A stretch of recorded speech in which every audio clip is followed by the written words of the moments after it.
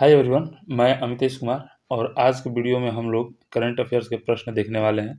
Current affairs से कुछ selected प्रश्न जो डेली करंट अफेयर्स के हैं वो शामिल किया गया है, साथ ही इसका एक्सप्लेनेशन भी दिया गया है ताकि आपको वीडियो देखते देखते यानी इस वीडियो के साथ ही आपको इसका प्रश्न और इसका उत्तर जो है आपको याद हो जाए, ऐसा भरपूर प्रयास किया जाएगा। तो चलिए हम लोग शुरू करते हैं। आज का पहला प्रश्न है आपके स्क्रीन पे, अमेरिकी सदन के नए अध्यक्ष के रूप में किसे चुना गया है? आपके पास 4 ऑप्शन दिए गए हैं, Mike Johnson, Kevin McCarthy, Nancy Pelosi और पैट्रिक हेनरी।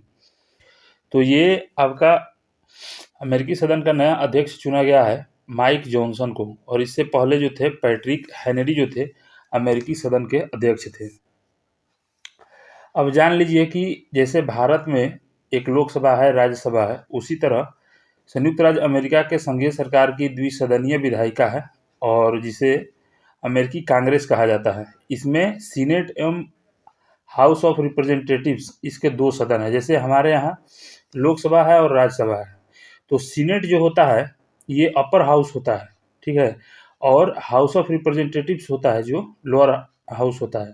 जैसे हम लोगों का निम्न सदन जो है लोकसभा है और राज्यसभा को उच्च सदन कहा जाता है। संयुक्त राज्य सीनेट अमेरिकी कांग्रेस की ऊपरी प्रतिनिधि सभा है। हाउस ऑफ रिप्रेजेंटेटिव्स कांग्रेस की निचली प्रतिनिधि सभा है। भारतीय लोकतंत्र में सीनेट की तुलना राज्यसभा से की जा सकती है। अब देखिए संयुक्त राज्य अमेरिका से क्या क्या चीज़ जो है लिया गया है, इसमें कुछ एक्स्ट्रा फैक्ट हमने डाल दिया है ताकि आप लोगों को ये एक तरह से डिवीज़न हो जाए कि मौलिक अधिकार, न्यायिक पुनरावलोकन, संविधान की सर्वोच्चता, न्यायपालिका की स्वतंत्रता, राष्ट्रपति का निर्वाचन एवं उस पर महाभियोग, उपराष्ट्रपति, उच्चतम न्यायालय, उच्च न्यायालयों के न्यायाधीशों को हटाने की विधि, वित्तीय आपात, न्यायपालिका की स्वतंत्रता आदि जो है ये संयुक्त राज्य अमेरिका के संविधान से लिया गया है। और इससे प्रश्न जो है आपको हमेशा ऑप्शन वाइज दिए जाते हैं आपके एग्जाम्स में। अगला है कि मौलिक अधिकार जो संयुक्त राज्य अमेरिका से लिया गया है ये भारतीय संविधान के अनुच्छेद 12 से 35 में और भाग 3 में है और ये अमेरिकी संविधान से लिया गया है। संपत्ति के अधिकार को 44वें संविधान संशोधन द्वारा मौलिक अधिकारों की सूची से हटा दिया गया है। तो कुल मिला के मौलिक अधिकारों की संख्या जो है ये 6 है। पहले 7 थी, अब 6 है। अगला प्रश्न है, भारतीय निर्वाचन आयोग ने किसे अपना नेशनल आइकॉन नियुक्त किया है? 4 ऑप्शन है आपके पास, राजकुमार राव, सचिन तेंदुलकर, अमिताभ बच्चन, आशुतोष राणा।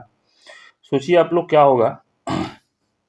तो इससे पहले जो थे निर्वाचन आयोग के नेशनल आइकॉन सचिन तेंदुलकर थे और अभी वर्तमान में इसके नेशनल आइकॉन है निर्वाचन आयोग के राजकुमार राव को निर्वाचन आयोग का नेशनल आइकॉन नियुक्त किया गया है। इससे रिलेटेड एक प्रश्न ये भी जान लीजिए कि मुख्य निर्वाचन आयुक्त और निर्वाचन आयुक्तों की नियुक्ति जो है कौन करता है? तो ये राष्ट्रपति करता है और ये संविधान के अनुच्छेद 324(2) के अंतर्गत इनकी नियुक्तियां करने की शक्ति राष्ट्रपति के पास है, अनुच्छेद 324(2) के अंतर्गत। पहले निर्वाचन आयुक्त जो थे सुकुमार सेन थे और ये जो थे 1958 से 1963 तक 1898 से 1963 तक एक सिविल सेवक थे और 1950 से 58 तक भारत के पहले मुख्य चुनाव आयुक्त रह चुके हैं सुकुमार सेन। पहले भारतीय मुख्य निर्वाचन आयुक्त नियुक्त किए गए थे। अब चुनाव आयुक्त संशोधन अधिनियम 1989 के द्वारा 1 जनवरी 1990 को ये निर्वाचन आयोग जो है अपनाया गया, जिसमें आयोग को एक बहुसदस्यीय निकाय में बदल दिया गया। इसी समय से पहले चुनाव आयोग 1 सदस्यीय था और अब जो है चुनाव आयोग 3 सदस्यीय है और ये 3 सदस्यीय चुनाव आयोग 1990 से है, 1 जनवरी 1990 से। इसका मुख्यालय जो है ये नई दिल्ली में है।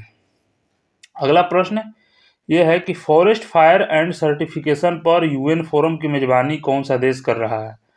फॉरेस्ट फायर एंड सर्टिफिकेशन पर यूएन फोरम की मेजबानी कौन सा देश कर रहा है? ऑप्शन है भारत, दक्षिण अफ्रीका, ब्राजील। सॉरी, यहाँ पे ऑप्शन में दोनों अलग अलग हो गया है, दक्षिण और अफ्रीका अलग अलग हो गया है। ऑप्शन है भारत, दक्षिण अफ्रीका, ब्राज़ील और एक कोई देश है फ्रांस। तो आपका इसका आंसर हो जाएगा Bharat. Forest fire and certification पर यूएन फोरम की मेजबानी भारत कर रहा है। अब ये जान लीजिए फॉरेस्ट फायर एंड सर्टिफिकेशन क्या है। तो जैसे कि आप लोग देखते होंगे कि जंगलों में आग लग जाती है और वो आग जो है जल्दी बुझता ही नहीं है। तो ये आग जो है इसके लगने का मुख्य कारण होता है उच्च वायुमंडलीय तापमान और शुष्कता, यानी कि कम आर्द्रता आग लगने के लिए अनुकूल परिस्थितियां प्रदान करते हैं। और मानव निर्मित कारण कई हो सकते हैं जिसके कारण ये आग लगती है, जैसे कि बीड़ी सिगरेट या बिजली की चिंगारी या कोई ज्वलनशील स्रोत, जो ज्वलनशील स्रोत के संपर्क में आने से आग लग जाता है। अगला प्रश्न, एशियाई पैरा खेलों का आयोजन किस देश में किया जा रहा है? एशियाई पैरा खेलों का आयोजन किस देश में किया जा रहा है? ऑप्शन है भारत, ब्राज़ील, चीन और फ्रांस। एशियाई पैरा खेलों का आयोजन तो ये किया जा रहा है चीन में। और एशियाई पैरा गेम्स 2023 में चीन के हांगझोउ शहर में 22 से 28 अक्टूबर तक आयोजित किए जा रहे हैं।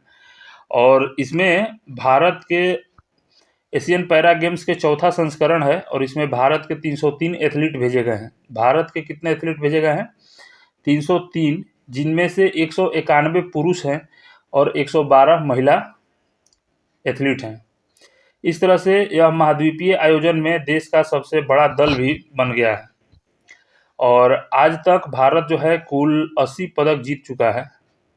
और ये जो हम जब बनाए हैं तो उस टाइम पर भारत जो है कुल 80 पदक एशियन पैरा गेम्स में जीत चुका है।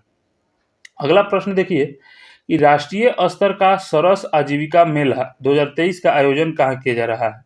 अब ये सरस आजीविका मेला जो है प्रतिवर्ष आयोजित होता है। तो सरस आजीविका मेला 2023 का आयोजन जो है जम्मू कश्मीर, आपका ऑप्शन है जम्मू कश्मीर, गुरुग्राम, नोएडा और इंदौर, ये 4 ऑप्शन दिए गए हैं। और आपको बताना है राष्ट्रीय स्तर का सरस आजीविका मेला 2023 का आयोजन कहाँ किया जा रहा है। तो ऑप्शन के अनुसार आपका आंसर हो जाएगा गुरुग्राम में, हरियाणा के गुरुग्राम में। अब जानिए सरस आजीविका मेला है क्या। तो राष्ट्रीय ग्रामीण विकास मंत्रालय, भारत सरकार और राष्ट्रीय ग्रामीण विकास एवं पंचायती राज संस्थान द्वारा हरियाणा के गुरुग्राम जिला में दूसरी बार सरस आजीविका मेला का आयोजन किया जा रहा है। यह मेला 26 अक्टूबर से 11 नवंबर तक सेक्टर 29 स्थित लेजर वैली ग्राउंड में लगाया जाएगा। और यहाँ पर देश के 28 राज्यों से आई स्वयं सहायता समूह की 800 दीदी पार्टिसिपेट करेंगी। अगला प्रश्न देखिए, भारत के पहले रीजनल रैपिड ट्रांजिस्टर सिस्टम का क्या नाम है? जो अभी ट्रेन चला है भारत का पहला रीजनल रैपिड ट्रांजिस्ट सिस्टम का, इसका क्या नाम है? ये जो है सेमी हाई स्पीड ट्रेन है और इसका गति जो है 180 किलोमीटर प्रति घंटा है। और इसका क्या नाम है आपको बताना है। आपके पास ऑप्शन है अंत्योदय भारत, साधारण भारत, गंगा भारत या नमो भारत। तो आपका आंसर हो जाएगा नमो भारत। और इसका उद्घाटन जो है प्रधानमंत्री नरेंद्र मोदी ने किया था, हरी झंडी दिखा के इसका उद्घाटन किया था। इसके बारे में थोड़ा सा जान लीजिए। RRTS regional rapid transit system रेलगाड़ी नमो भारत के नाम से जाना जाएगा। प्रधानमंत्री नरेंद्र मोदी ने RRTS के प्राथमिक खंड का उद्घाटन किया, यानी इसका पहला खंड जो है इसका उद्घाटन किया गया है। और ये दिल्ली, गाजियाबाद, मेरठ RRTS गलियारे का 17 किलोमीटर लंबा प्राथमिकता वाला खंड है। और ये 21 अक्टूबर से इसका संचालन शुरू हो गया है। अगला प्रश्न है, बंगाल की खाड़ी में उठे चक्रवाती तूफान हामुन, जो बंगाल की खाड़ी में चक्रवाती तूफान उठा है जिसका नाम हामुन है, इसका नाम हामुन किस देश ने दिया है? आपका ऑप्शन है भारत, ईरान, इराक, मलेशिया। ये इसका आंसर हो जाएगा ईरान। और इसका एक्सप्लेनेशन जो है इसमें शामिल नहीं किया गया है। जो चक्रवाती तूफान है, इससे रिलेटेड प्रश्न जो है आपके एग्जाम्स में आते हैं। तो टॉप 25 क्वेश्चन जो है इस पर जल्द ही 1-2 दिन में अपलोड कर दिया जाएगा चक्रवाती तूफान से रिलेटेड, और इससे जो करंट अफेयर्स रिलेटेड होंगे उसको भी शामिल किया जाएगा। उस दोनों को टॉप 25 क्वेश्चन जो है इसमें शामिल किया जाएगा। चलिए अगला प्रश्न देखते हैं हम लोग। अगला प्रश्न है, भारतीय महिला क्रिकेट टीम का नया मुख्य कोच किसे बनाया गया है? ऋषिकेश कानिटकर, सुलक्षणा नाइक, अशोक मल्होत्रा, अमोल मजुमदार। ये 4 ऑप्शन है। भारतीय महिला क्रिकेट टीम का नया मुख्य कोच किसे नियुक्त किया गया है भारतीय महिला क्रिकेट टीम का? आपका आंसर हो जाएगा अमोल मजुमदार को भारतीय महिला क्रिकेट टीम का नया मुख्य कोच नियुक्त किया गया है।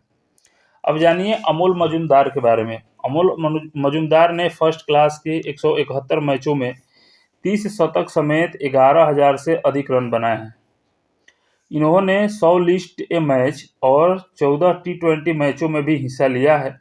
इन्होंने मुंबई के साथ कई रणजी ट्रॉफी खिताब भी जीती है।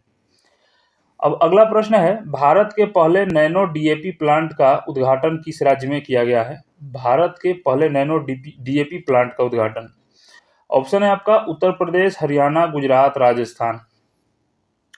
तो इसका आंसर हो जाएगा गुजरात राज्य में भारत के पहले नैनो डीएपी प्लांट का उद्घाटन किया गया है।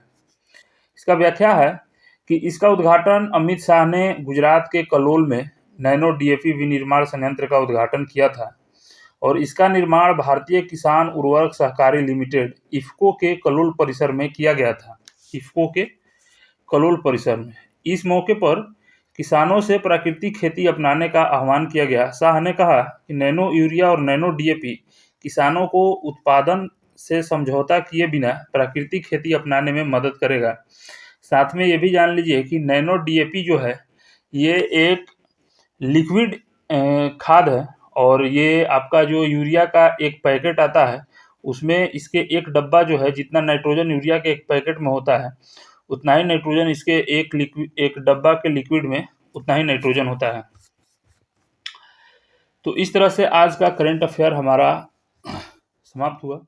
फिर मिलते हैं हम लोग अगले वीडियो में।